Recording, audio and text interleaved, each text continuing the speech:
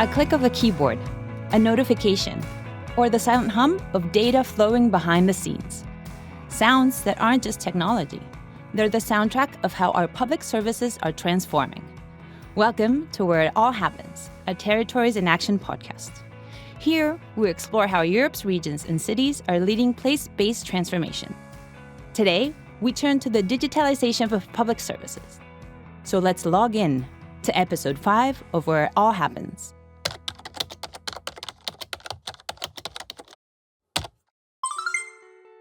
My name is Maria Marquez, and I invite you once again to connect with places where innovation is driving transformation.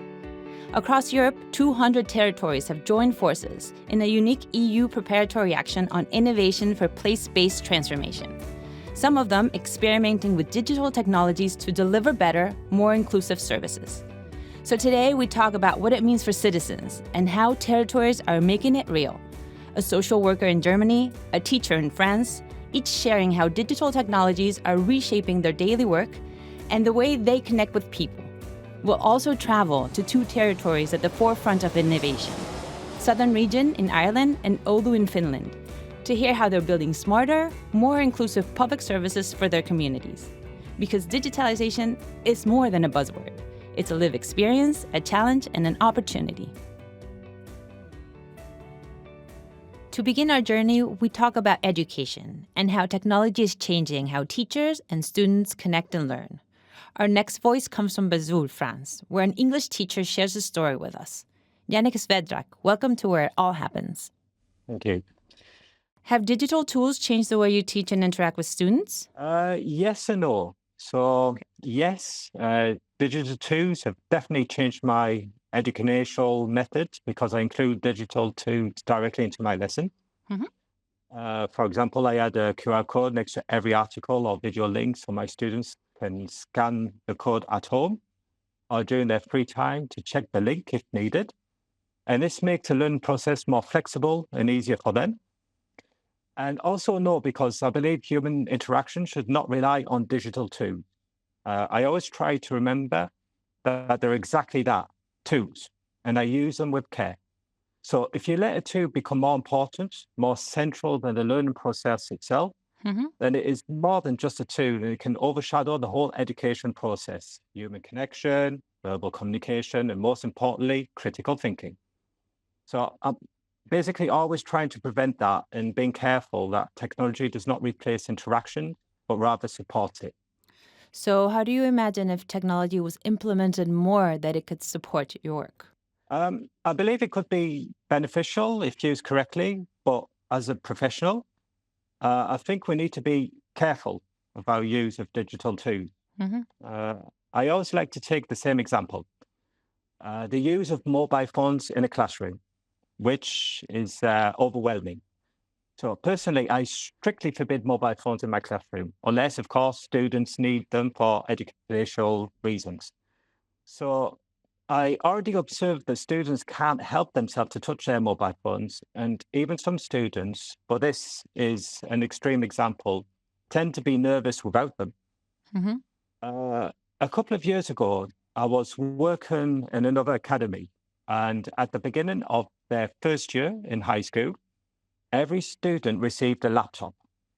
The aim of this initiative was to enable each student to have equal access to digital tools. So at first, I was very enthusiastic about the idea. At first, I encouraged my students to use their laptop in class, to take notes, to look for additional information during the lesson. But I quickly noticed a lot of problems. Well, first of all, some students did not know how to use their laptop. Basic software such as Word, PowerPoint, or even browsing the internet. So I spent a lot of time teaching them how to use their laptop. Afterwards, I noticed that most students were not doing what I asked them to do. And instead, they were browsing the web, exchanging on social media, and even playing games online. So I quickly forbid the use of laptops in my classroom, unless, of course, we were doing a group project or if they really needed it. Because of the lack of maturity of the students when it came to the use of digital tools in the classroom. So I only allowed the students in the final year to use it freely. And even then, most of the students preferred to use a pen and a paper because they were used to it. So all in all, I believe it's a question of maturity and habit. So, what can we do to implement technology in a reasonable way? I believe that maybe there should be a progress. Like if we start at a very early age, I believe that if you teach students to use digital tools at an early age, and to teach them that it's a tool, that they shouldn't rely on it, then I think that maybe uh, students can develop a certain maturity to use the digital tools in a proper way. One last question. Tell us your biggest hope for the future of school, with or without digitalization. Well, it's very short and it's very simple. So my biggest hope for the future of digital tools in schools would be the equal access for every student. Because depending on your social background, some students are simply illiterate when it comes to digital tools, and some are very tech savvy. So for me, it would be the equal access to digital tools for every single student. Yannick, thank you so much for bringing us to the classroom today. Thanks. Thank you. From the classroom in France, we move to the front line of social care in Germany.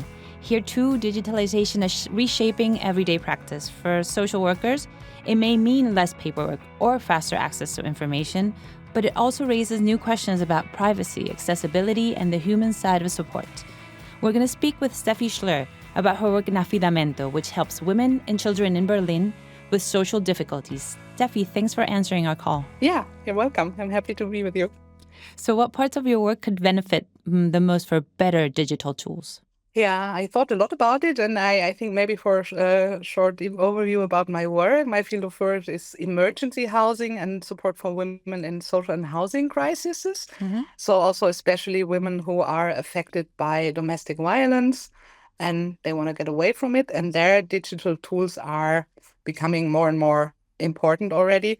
And there's like a lot of areas where better technology could really help. For example, it would make a huge difference to have one central platform that shows all the available housing options and shelters and also support services in real time, because that's not the case yet. And at the moment, we still spend a lot of time making phone calls, sending emails, trying different networks just to find a safe place quickly. And a tool like that would first just save a lot of time. And that means also to get the women to safety much faster. Yeah. A very important field is the communication in general. If we had like a secure digital case file for a specific woman and protected ways of sharing their information, it would make it much easier to work together with other services like shelters or the police, the court, healthcare providers, but also in our case, services that provide money from the social welfare benefits, like here in Germany, the job centers or the Arbeitsamt, because women who try to escape from domestic violence often face like substantial problems in overcoming their acute lack of financial means. So at the moment, we still lose valuable time because these systems are not really well connected. And also, considering something like translation apps or in general more accessible digital services would help us to reach the women also more actively from our side. Okay, and going to the other side, what risks do you see if digitalization isn't implemented carefully? Yeah, the biggest risk is, of course, data security. For women who are escaping violence, even like the smallest, let's call it mistake, could end up being really dangerous if it reveals their new location, for example, of a secret shelter location. It puts their life at risk and maybe even also other women as well. So whatever tools we use, the security has to be extremely strong. And another very practical issue or risk is the fact of exclusion. Many of the women we work with don't really have a reliable internet or a safe phone or a private space to go online. And if digital solutions also replace like face-to-face options completely, I see that it also carries a lot of risks because some women really also seek the direct contact and direct counseling. And this whole topic around housing insecurity and poverty does indeed limit the access to digital services and devices. So like public facilities, for example, in public libraries or internet cafes, let's say, that provide computers and maybe also options to scan documents are often not really realistic alternatives. They are not safe enough. And can you share an example, a specific example of how digital services have made it easier for you to connect with people with the services they actually need? hmm Here in Berlin, we have some at least really well working hotlines or also an app that allow women to reach out anonymously and get connected to the right service right away. And the option of online booking for example, for counseling sessions or also some specific formal or administrative services are super helpful because women can choose at what time they go to the place or to the service and what works for them. And they don't necessarily have to wait for days. So the possibility of direct and personal communication with the women we support is like most crucial. It's a most crucial starting point for like a meaningful place of change, yeah, to improve their situation. And being in touch and maintaining contact with our clients via messenger services is, yeah, I would call it a great relief, particularly for women who are very isolated due to the current events. And they are able to, for example, send voice messages and feel connected, even though they are still alone, maybe in a secret shelter place. And they also have the option of sending us photos of letters where they are maybe just overwhelmed of the content and they need some support to just be able to interpret what's going on, what has to be done next. And this does significantly lower the access to services, I would say, and to support them more actively. And now tell us something that you are currently missing that would make your life easier. I think considering from Berlin, what's really missing is like a national system that brings everything more together, like one place where you can see right away which shelters or housing options are available. And I think it would be really incredibly helpful to have a more secure messaging app designed specifically for women in dangerous situations, something with extra safety features like a quick exit button. Some homepages does already provide that, but like also a way to disguise this app so it doesn't leave any trace on the phone. Like tools like that could, I would say, genuinely save some lives. Yeah. So, Steffi, thank you so much for joining us and telling us a bit about the reality of social working in Berlin. You're very welcome. Thanks. Thank you too. The stories we've just heard from France and Germany remind us that digital transformation is lived daily by professionals and citizens. But beyond individual experiences, territories across Europe are working to make digital transformation a collective reality. One of them is the southern region of Ireland, which has set out to accelerate its journey. Despite strong economic performance and a significant technological potential, the region still faces fragmented initiatives and limited regional collaboration. The ambition is clear: move from smart city pilots to a truly connected smart region where town, villages, and rural areas can also benefit. Today with us is Onya Wieland, EU Project Officer within the Southern Regional Assembly. Welcome. Hi, Maria. How are you? Thank you for having me. So if I am a citizen living in Cork or even a small village in the southern region of Ireland, what's the first change I'd notice as the region becomes more digital? Yeah, so Maria, I suppose if you're a citizen in Cork, Limerick, or Waterford City, which are three cities in the region, in the southern region of Ireland, or even a small village in our region, the first changes you'd probably notice as the region becomes more digital are not, I suppose, big futuristic technologies dropping in overnight, but gradual improvements that make daily life easier, more connected, and more sustainable. I suppose take transport as an example in our cities, some local authorities, and when I use that term local authorities, I suppose on a broader European context, municipalities, that term can be used, but we use the term local authorities. So they're already piloting smart traffic systems that use sensors, provide real-time information on traffic flow.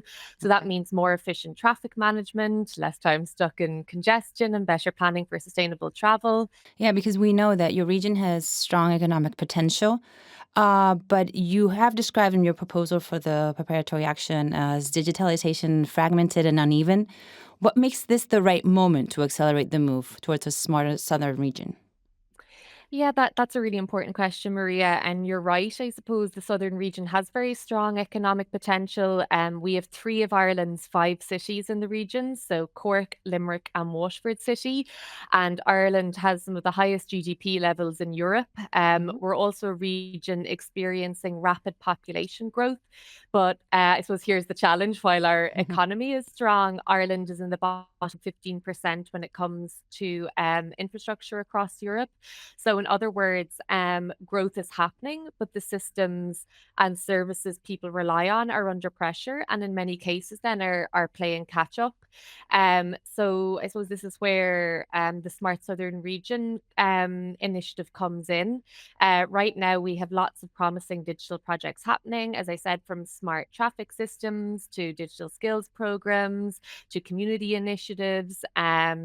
But the reality is, these efforts are in some ways, I suppose, fragmented and sometimes working in silos and not always shared across the region. So, smart cities as a concept is fairly well understood. And I suppose we can all kind of have an idea of what a smart city looks like or what we think it should look like. But the idea of a smart region is less clear. And that's exactly why now is, I suppose, the moment to bring it together under one vision. So we've carried out a smart region maturity assessment a few years ago for the region, but since then we've developed regional stakeholder mapping.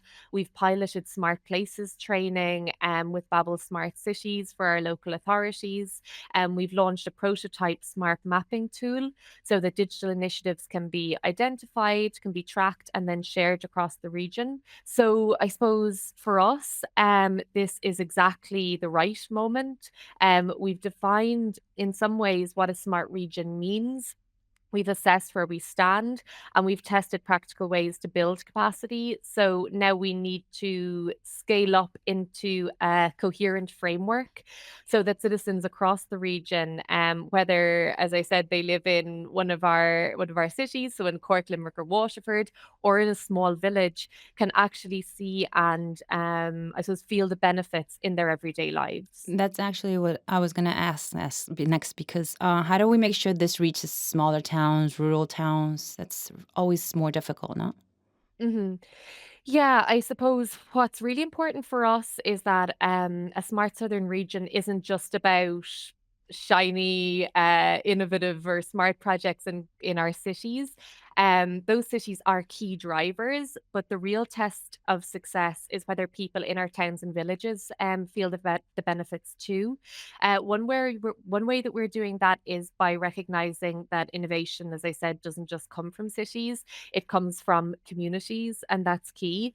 For example, I suppose rural areas are often the first to experiment with renewable energy or sustainable farming, and we've seen fantastic initiatives coming across the region from our rural areas. So we see our role in the Southern Regional Assembly when it comes to the Smart Southern Region initiative is to connect those dots so that good ideas don't stay isolated, but that they can be scaled or adapted elsewhere.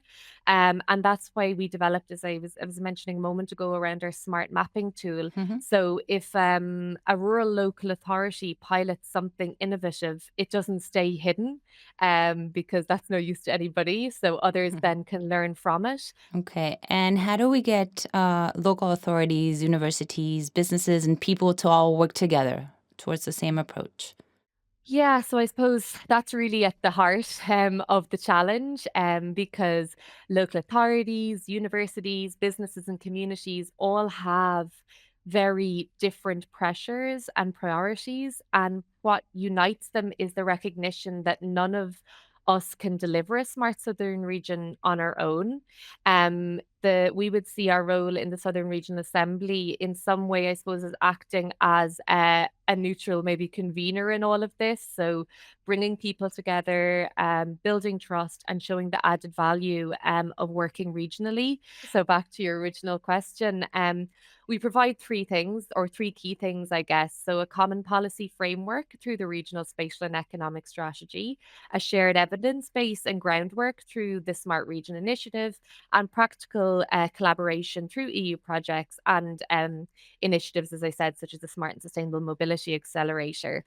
And when I suppose stakeholders see their efforts connecting to something bigger and then they can learn from each other rather than reinventing the wheel, it very much creates genuine buy in and a shared vision for the Smart Southern region.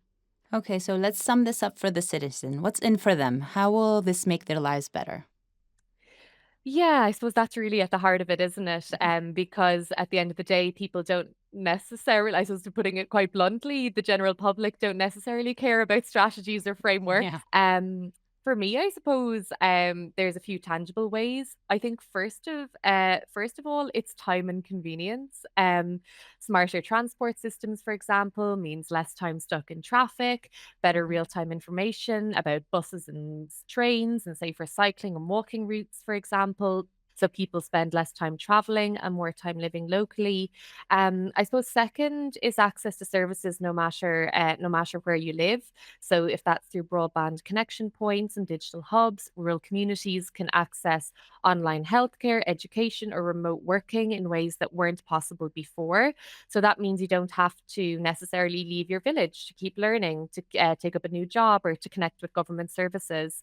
Third, then, I suppose, would be a healthier environment. So, smarter energy systems, sustainable mobility projects, and blue green infrastructure and nature based solutions obviously then feed into cleaner air, reduced emissions, and safer, more attractive public spaces. When your town centre is more walkable, greenable, or more green and better planned, that directly obviously improves quality of life. And then there's opportunity, I suppose, as well. So the Smart Southern region is about creating a region where businesses can innovate, where students can develop digital skills, and where communities can share knowledge. So I suppose then to kind of link it back again to your question of how does it make life better? It gives you back time. I really think that sums it up. It opens up access to services and opportunities, and it improves the places where we live. And that's what citizens should be able to see and feel from a smart southern region, or I suppose any smart region as a whole. Anya Whelan, thank you very much for joining us today. Thank you very much, Maria. It was great to chat. Thank you. Thanks. The southern region of Ireland has showed us how digital transformation can expand from cities to rural areas, making sure no community is left behind. And from Ireland, we now head north to Finland, more precisely to the city of Oulu. Known as a hub of research and innovation, Oulu is taking a human-centered approach to digital transformation. Here, it isn't only about making services smarter, it's about making them more inclusive. The city has chosen to focus on their experiences for young and international residents, especially students who represent both a challenge and an opportunity for the region's future vitality. So to tell us more, we're joined by Hanna Korpiaho and Sari Hirvonen Kantola. Welcome to Where It All Happens to both. Thank you.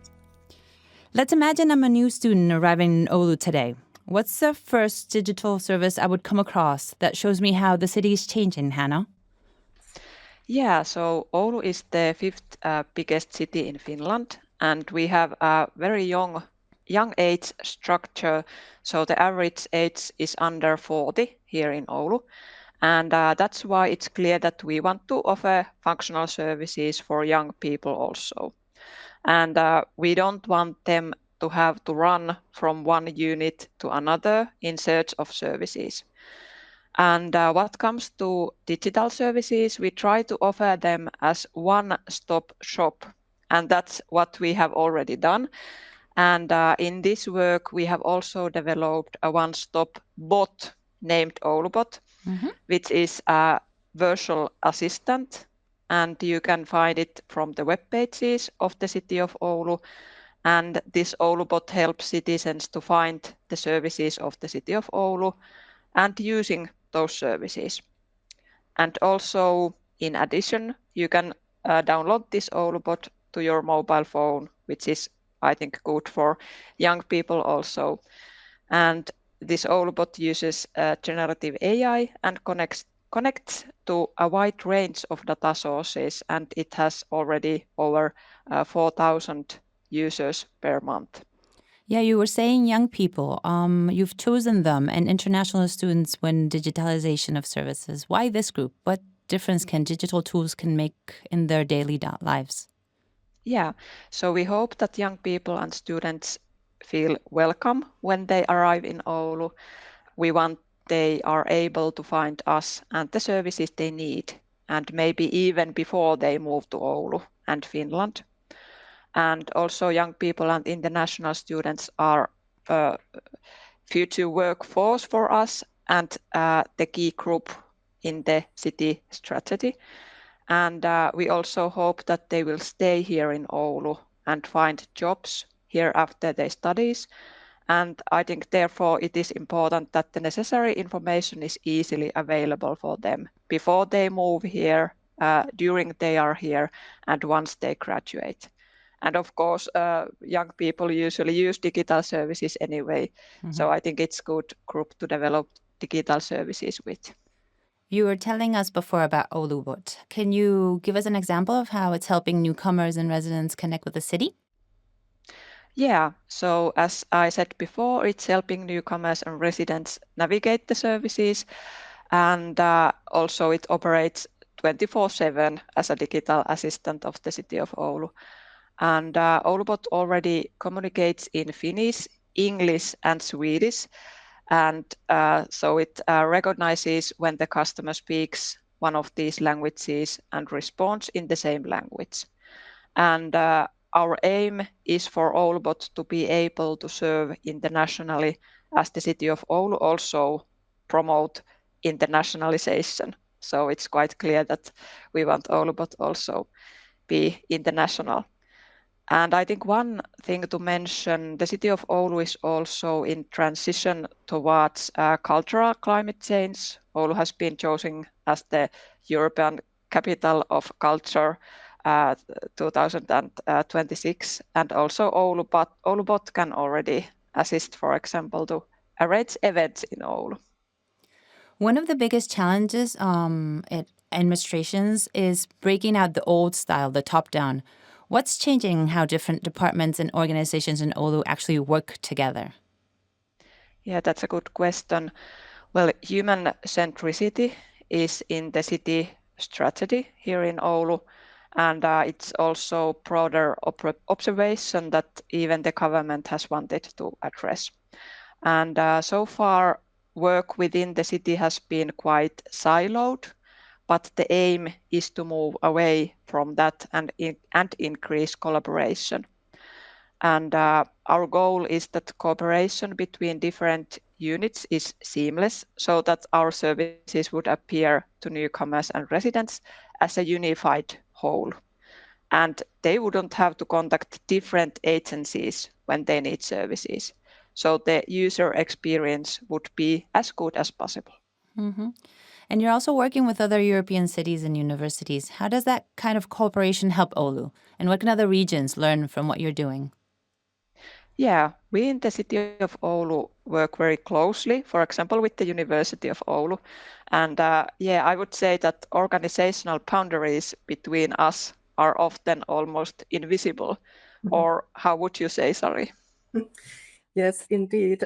Sometimes you can find the public officials at the university and then the researchers from the city working with them. So this joint customer, being an international student, for instance, it's essential to engage the international students themselves to refine their services. Their insights and deep customer understanding is the key to designing this truly seamless experience that, Hanna, you just mentioned for them. So referencing the city of Oulu's objective to adopt the very interactive and participatory way of developing the city together with their citizens means that there are needs for new kinds of resourcing. And as Hanna just mentioned, the city of Oulu collaborates tightly with the University of Oulu, for instance. In fact, we partner the European University of Cities in Post-Industrial Transition, which is with a dedicated Center for City Futures fostering this university-city collaboration. In general, developing the city takes a lot of human resources. It requires ideas, people, their energy, more than you might expect. And through this unique Center for City Futures, the city can have new viewpoints from students, researchers, and teachers to co-develop the city.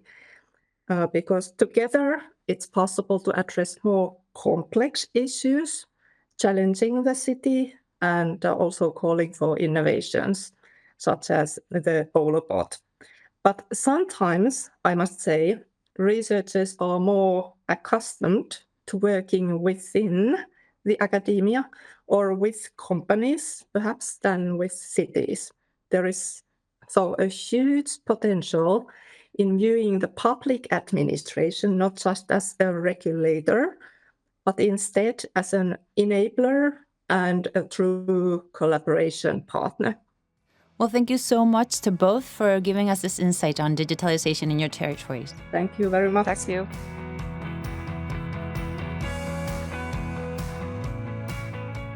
Today, we've heard how digitalization is lived in very real ways.